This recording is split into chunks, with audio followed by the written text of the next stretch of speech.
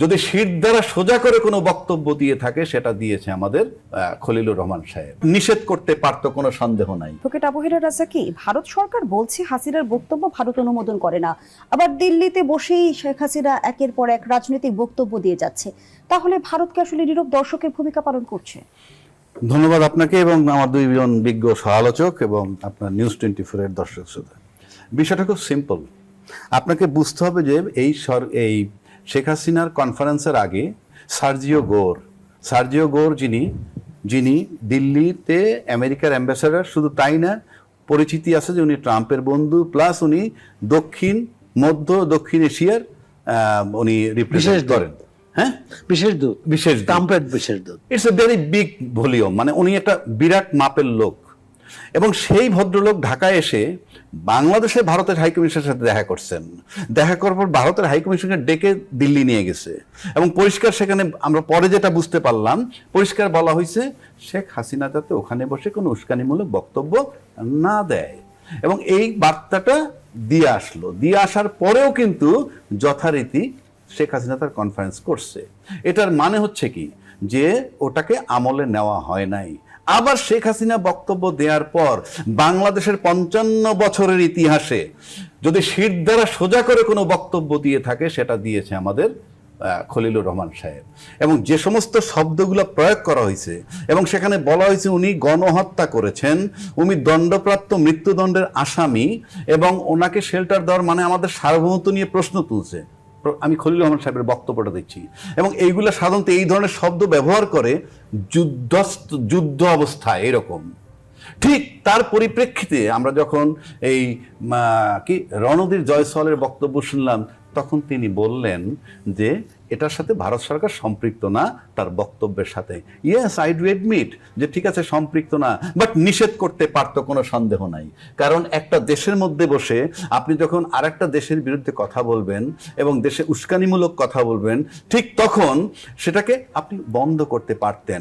এখন প্রশ্ন হচ্ছে ভারত সরকারের কাছে, ব্যক্তি শেখ হাসিনা বড় না বাংলাদেশটা বড়? সেই প্রশ্নের জায়গাটায় আমরা এখন আসতে চাই। আপনার পর্যবেক্ষণ কি বলে? হ্যাঁ, ব্যক্তি শেখ হাসিনা বড় না বাংলাদেশ বড়? আমি তো প্রশ্নটা রাখলাম, কিন্তু এখানে একটা কথা আছে।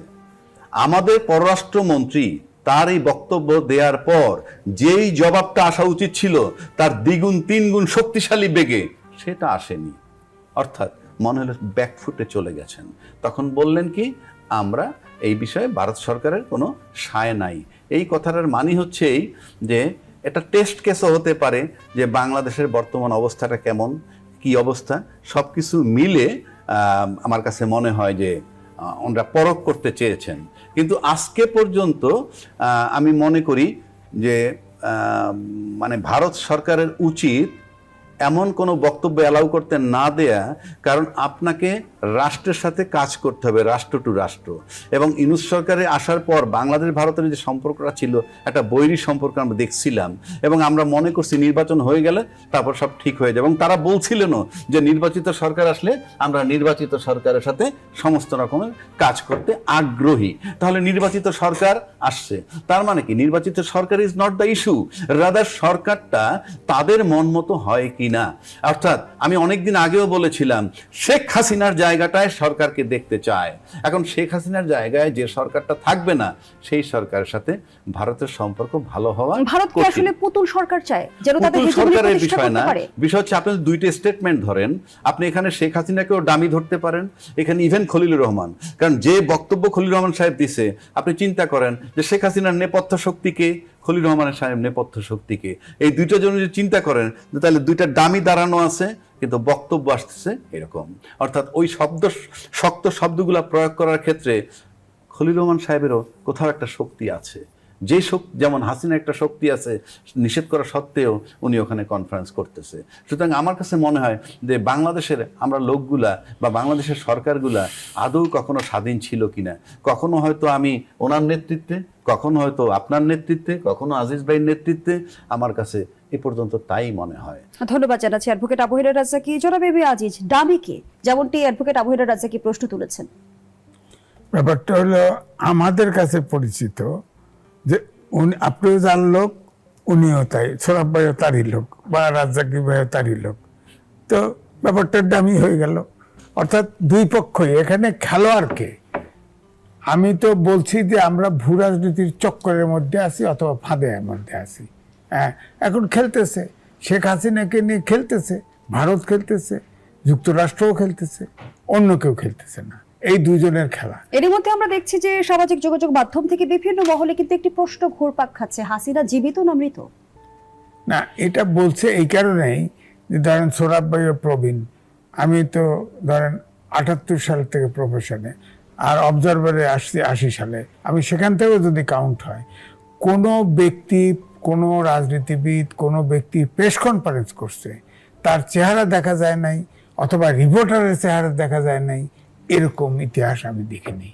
হ্যাঁ, প্রেস রিলিজ দিচ্ছে, অন্ধকারের ভিতরে প্রেস রিলিজ দিচ্ছে, এখন ফ্যাক্ট চেক দেয়, কিন্তু অডিও ভিডিও অর্থাৎ হাজির হয়ে তার কোনো ইন্টারভিউ, কোনো চেহারা দেখা যায় না, এটা দেখা। এই জন্যই এরকম একটা জনশ্রুতি তৈরি হয়েছে।